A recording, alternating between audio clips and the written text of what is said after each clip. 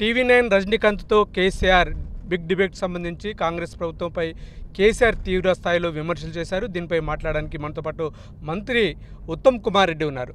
చెప్పండి sir, TV9 డిబేట్లో చాలా తీవ్రమైనటువంటి విమర్శలు చేశారు. ఆయన వ్యాఖ్యల మీద ఎట్లా స్పందిస్తారు మీరు? సరే, ఎనీవే రేవన్, నల్గొండకి నామినేషన్ పోయే సందర్భంగా కారులో మీతో ఇంటర్వ్యూ జరగడం కూడా ఇదొక సందర్భమే. నిన్న కేసీఆర్ మాట్లాడిన తీరు నాకు ఏమనిపించిందంటే, అతను రియాలిటీలో లేడు. మేము ఓడిపోయినాం, ప్రజలు ఘోరంగా ఓడించిండ్రు, అదన్నా వాస్తవం ఉండాలి, లేకపోతే డిప్రెషన్ అండ్ ఫ్రస్ట్రేషన్లో మాట్లాడుతుండాలి. ఎందుకంటే అతను చెప్పిన చాలా విషయాలు వాస్తవానికి చాలా దూరం, పూర్తిగా అసత్యాలు, పూర్తిగా అబద్ధాలు మాట్లాడాడు. మరి అనేక విషయాల్లో మరి 10 ఏళ్ళు ముఖ్యమంత్రి ఉన్న పెద్ద మనిషి ఆ విధంగా మాట్లాడడం కరెక్ట్ కాదు. ప్రధానంగా టీఆర్ఎస్ పార్టీ ఆయన చెప్పినట్టుగా 8-12 సీట్లు గెలవడం కాదు. నాకున్న సర్వే అంచనా మేరకు ఒకే ఒక సీట్లో వాళ్ళు పోటీలో ఉంటారు. అన్ని స్థానాల్లో 3వ స్థానంలో ఎక్కువ స్థానాల్లో డిపాజిట్ కోల్పోతారు. ఆ తర్వాత పార్లమెంట్ ఎన్నికల తర్వాత బీఆర్ఎస్ పార్టీ మనుగడ ప్రశ్నార్థకం. అంటే చెప్పండి, కాంగ్రెస్ ప్రభుత్వం మోసపూరితమైనటువంటి హామీలు ఇచ్చింది. పార్లమెంట్ ఎన్నికల్లో కాంగ్రెస్ పార్టీకి అంటే ప్రజలకు గుణపాఠం చెప్తారని కూడా గట్టిగా చెప్తున్నారు కేసీఆర్. అంటే కేసీఆర్ ఏమంటుండు అంటే, కాంగ్రెస్ పార్టీకి ఓటేసి ప్రజలు తప్పు చేసినానా? అంటే నీకు ఓటేస్తున్నావు గొప్ప, కాంగ్రెస్ ఓటేస్తున్నావు ప్రజలే తప్పు చేసినట్టు మాట్లాడుతుండే ఆయన. అది టోటలీ హాస్యాస్పదం అండ్ ఇది అన్డెమోక్రటిక్. ఒకటే విషయం, ప్రజలు కాంగ్రెస్ పార్టీని నమ్మిండ్రు. కాంగ్రెస్ పార్టీ రాష్ట్ర నాయకత్వం, జాతీయ నాయకత్వమే నమ్మిండ్రు. అదేవిధంగా మీ మీద నమ్మకం పోవడమే కాదు, వీళ్ళు మోసగాళ్ళు, అవినీతి పరులు, దొంగలనే అభిప్రాయం సామాన్య ప్రజల్లో బయలుదేరింది.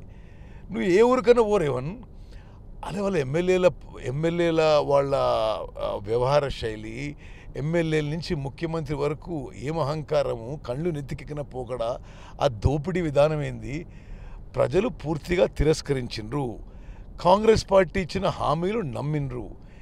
నేను ఇప్పుడేదో మొదటిసారి ఎన్నికైనను కాదు, నేను ఏడోసారి వరుసగా ఎన్నికైన ఒక ప్రజాప్రతినిధిగా బాధ్యతతో చెప్తున్నా, ఇప్పుడున్న కాంగ్రెస్ ప్రభుత్వం ఒక ప్రభుత్వానికి ఉన్న పరిమితుల్లో అద్భుతంగా పనిచేస్తున్నాం. జనంలో మాట నిలబెట్టుకోవడంలో కానీ, జనంకి ఇచ్చిన మాట నిలబెట్టుకోవడం కానీ, ప్రవర్తన కానీ, అందరికీ గౌరవ మర్యాదలతో నేనైతే ఒక కాంగ్రెస్ వాదిగానే కాదు, వ్యక్తిగతంగా కూడా I'm happy about Congress functioning in Congress government functioning in Telangana today. వచ్చే ఎన్నికల్లో మళ్ళీ బీఆర్ఎస్ అధికారంలోకి వస్తుంది, తాను ముఖ్యమంత్రిగా ఉంటానని కూడా చాలా స్పష్టంగా చెప్తున్నటువంటి పరిస్థితి. ఎట్లా చూస్తారు? ఆయన పాపం ఇప్పుడు 75 ఏళ్ళట కదా, నిన్న ఏదో ఆయన కొడుకు అంటున్నాడు. ఆ వయసులో ఈ కళలు కనడం కూడా, మరి ఈ కళలు కనకుంటే మరి ఆయనకి జీవితం గడపలేడేమో, కానీ అది అసంభవం, ఇంపాసిబుల్. ప్రజలు వన్స్ అండ్ ఫర్ ఆల్ పర్మనెంట్గా బాయ్ కేసీఆర్ అన్నారు. అయిపోయింది. కానీ నౌ దెర్ ఇస్ నో అసలు వాళ్ళు మళ్ళీ గెలవడం అసలు చాలా దూరం ముచ్చట. అసలు వాళ్ళ పార్టీ మిగులుతుందా అనే ప్రశ్నార్థకం నాకైతే మిగలదనిపిస్తుంది. చెప్పండి, ముఖ్యంగా సాగునీటి ప్రాజెక్టుల విషయంలో కూడా ఆయన చాలా విమర్శలు కూడా చేసినటువంటి పరిస్థితి. కాళేశ్వరం రాష్ట్ర ప్రజలకు ఎంతో ఉపయోగపడింది, కావాలని కాంగ్రెస్ ప్రభుత్వం నిర్లక్ష్యం చేసింది, మేడిగడ్డ కూలిపోలేదు, కొంత చిన్నపాటి లోపాలు ఉన్నాయని ఆయన చెప్తున్నారు. బ్రాడ్గా రేవన్, కేసీఆర్ నిన్న మాట్లాడి 3-4-5 అంశాలు ఉన్నాయి. ఒకటేంటంటే, విద్యుత్ విషయంలో ఆయన మాట్లాడిన అన్ని అబద్ధాలు. ఎందుకంటే వాళ్ళు మొదలుపెట్టి పూర్తి చేసిన ఏకైక ప్రాజెక్టు, మళ్ళీ చెప్తున్నా, వాళ్ళు మొదలుపెట్టి పూర్తి చేసిన ఏకైక project Bhadradri thermal power project. అది కూడా ఒక అవుట్డేటెడ్ ఆబ్సలీట్ టెక్నాలజీ ఉపయోగించి ఈ రాష్ట్రానికి, ఈ ఎలక్ట్రిసిటీ కన్జ్యూమర్స్కి శాశ్వతంగా భారం మోపిపోయింది. ఎట్లా? ఆ భద్రాద్రి పవర్ ప్లాంట్లో సబ్ క్రిటికల్ టెక్నాలజీ వాడి దేశంలో ప్రపంచం మొత్తంలో ఇప్పుడు సూపర్ క్రిటికల్ టెక్నాలజీ వాడుతున్నప్పుడు ఒక అవుట్డేటెడ్ ఆబ్సలీట్ ఒక పాత టెక్నాలజీ వాడి ఈ రాష్ట్ర విద్యుత్ శాఖ మీద విద్యుత్ వినియోగదారుల మీద పర్మనెంట్గా భారం వేసిపోయిండు. Higher pollution, higher cost per unit. అది తప్పితే వాళ్ళు ఒక్క పవర్ ప్రాజెక్టుగా మొదలుపెట్టి పూర్తి చేసినా లేదు. కాళేశ్వరం ప్రాజెక్టు నువ్వు ఎన్ని టనల్స్ కట్టుకో, ఎన్ని రిజర్వాయర్లు కట్టుకో, ఇంకేం కట్టుకో, వాళ్ళ మాటల్లోనే Medigadda barrage is heart of the project, గుండెకాయ లాంటిది. వాటరు గోదావరి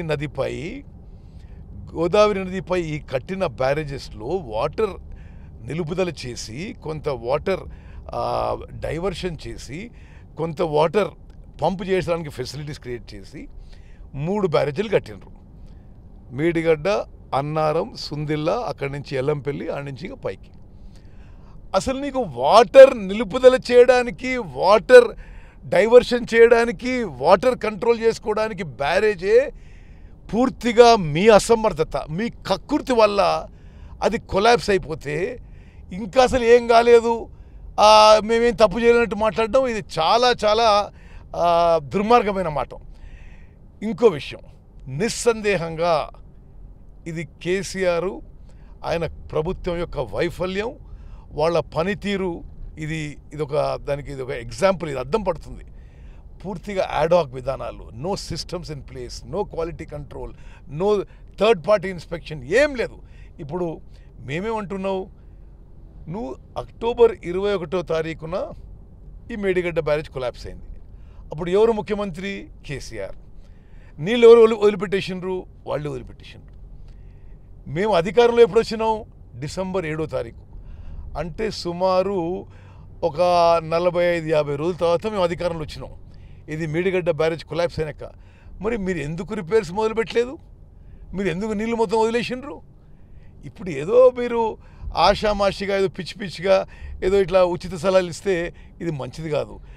మేము ఒకటే అంటున్నాం, ఇన్ని వేలు లక్షల కోట్లతో కట్టిన ప్రాజెక్టు, దానికి ఏం జరిగింది, ఎట్లా జరిగింది, దానికి వే ఫార్వర్డ్, మరి ముందు ఎట్లా పోవాలనే దానికి మేము నేషనల్ డ్యామ్ సేఫ్టీ అథారిటీకి పని అప్పచెప్పినాము.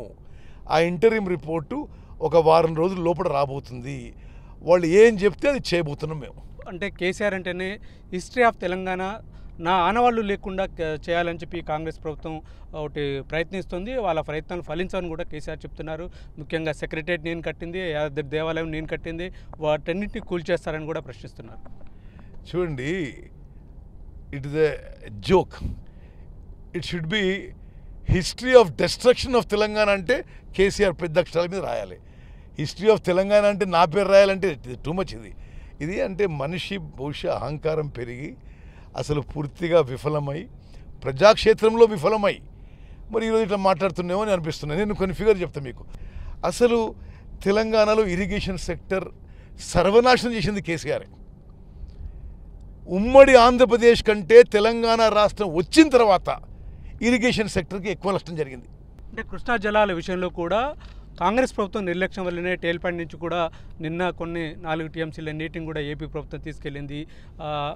ప్రధానమైనటువంటి డ్యామ్ను కూడా ఏపీకి కేంద్రాన్ని కట్టబెట్టిందని చెప్పి కేసీఆర్ విమర్శించారు. ఒకటి రేవన్, అతనికి మరి తెలిసి మాట్లాడతాడో తెలియకుండా మాట్లాడుతూ తెలియదు నాకు, కానీ టేల్పాండ్ నుంచి తీసుకుపోయిన నీరు, ఆంధ్ర తీసుకుపోయిన నీరు, ఆంధ్రాకి కేటాయించిన నీళ్ళని కేఆర్ఎంబి నిన్న లెటర్ ఇచ్చింది. అదేదో మాకే తెలివితేటలు ఉన్నట్టు, మాకే మేమేదో అని. అసలు దిస్ ఇస్ కంప్లీట్ ఫూలిష్నెస్. ఇప్పుడు ఆంధ్రాకి తెలంగాణకి కేఆర్ఎంబి నీటి కేటాయింపు చేసిండ్రు. ఇప్పుడు నిన్న కేఆర్ఎంబి లెటర్ ఇచ్చింది, వాళ్ళు టేల్పాండ్ నుంచి తీసుకుపోయిన నీళ్లు మేము ఆంధ్రాకి కేటాయించిన నీళ్ళు కలుపుతున్నామని వాళ్ళే కేఆర్ఎంబి లెటర్ ఇచ్చిండ్రు. ఆ లెటర్ కూడా కాపీకి పంపిస్తా. 2014లో రాష్ట్రం ఏర్పడ్డది. 2015 నుంచి 2022 వరకు అనేక సందర్భాల్లో అప్పుడున్న టీఆర్ఎస్ ప్రభుత్వము, అప్పుడున్న ఆ ప్రభుత్వ ప్రతినిధులు చాలా సంవత్సరాలు కేఆర్ఎంబీకి మేము అప్పచెప్తున్నామని లిఖితపూర్వకంగా ఇచ్చిండ్రు. ఈరోజు మా మీద ఆరోపణలు చేయడం ఇది హాస్యాస్పదం. మేము శాసనసభలో ఓపెన్ చర్చ పెట్టినాం, గంటల పాటు, రోజుల పాటు. ఇక అక్కడేమి శాసనసభలో ఏకగ్రీవ తీర్మానం చేసినాం మా కాంగ్రెస్ ప్రభుత్వం.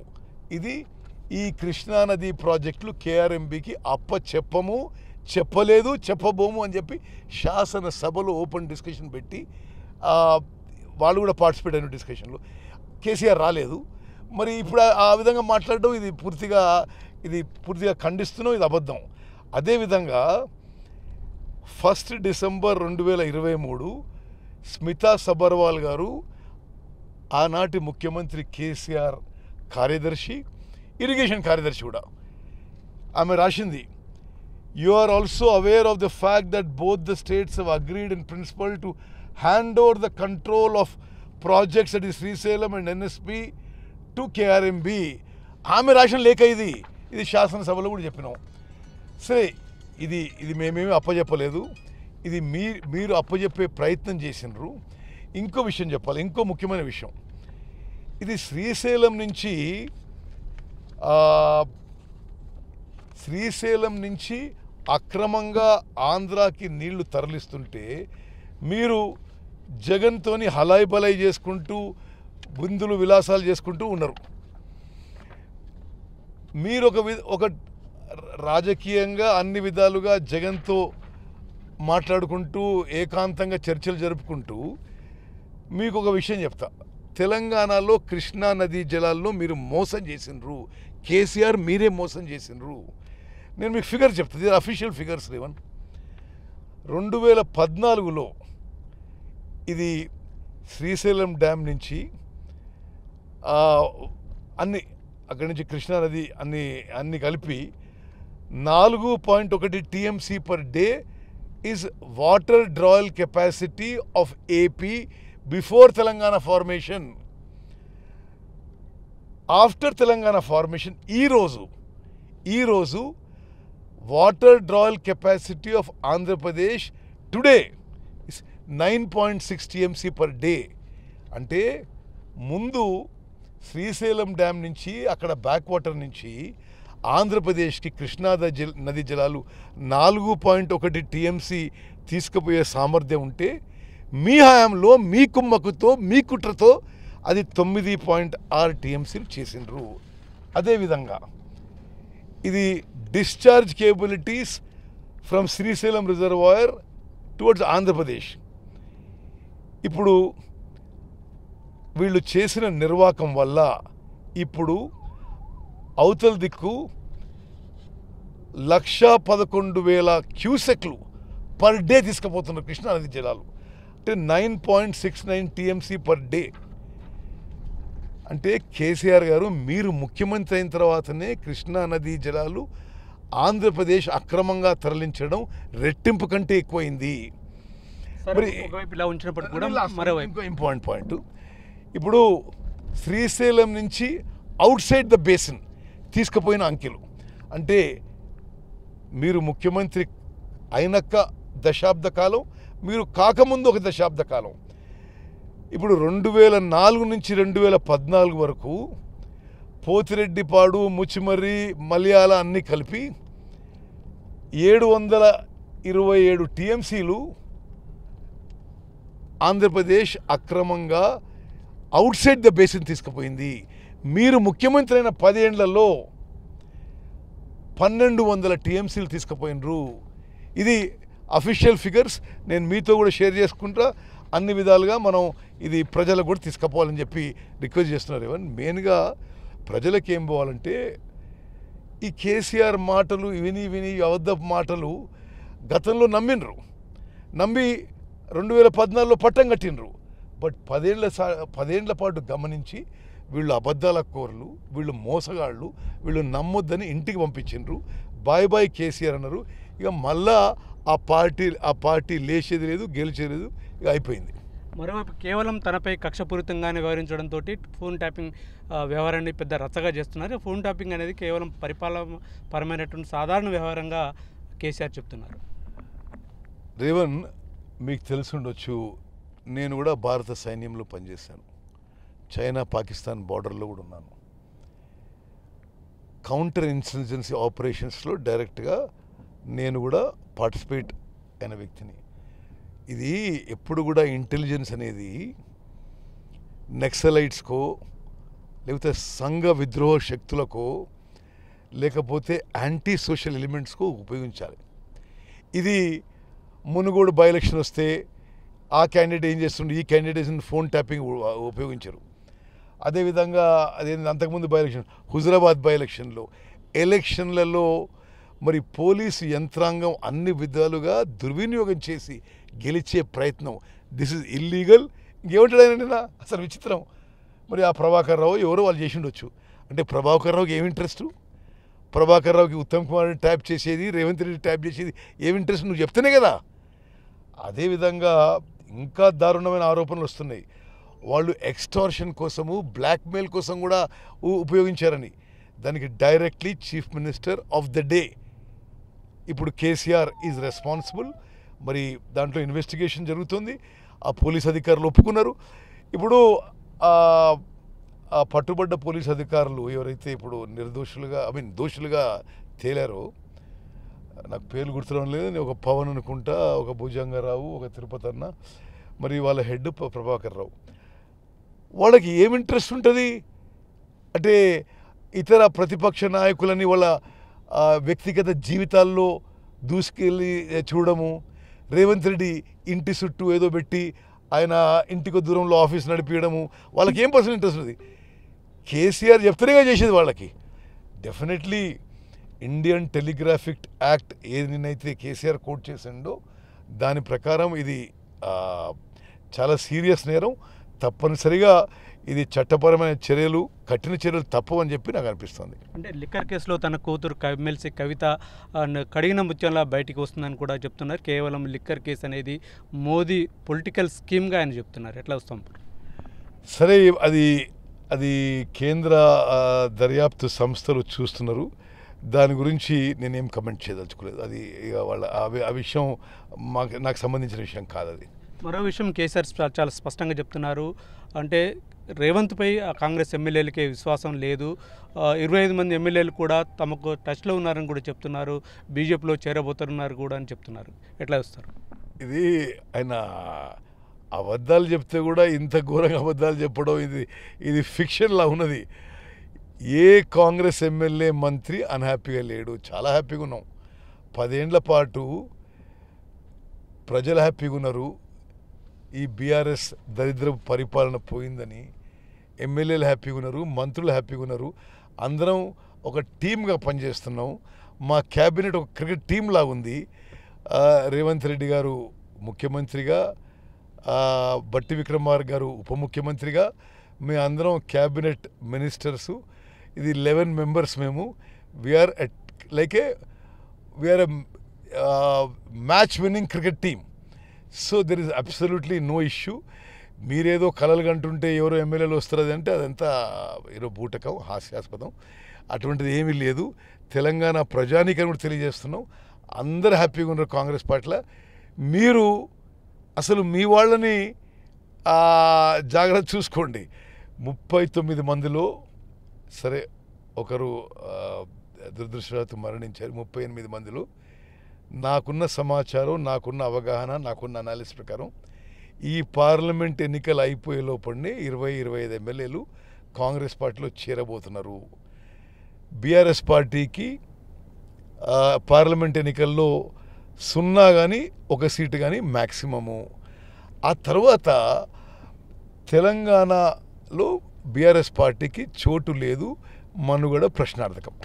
Thank you.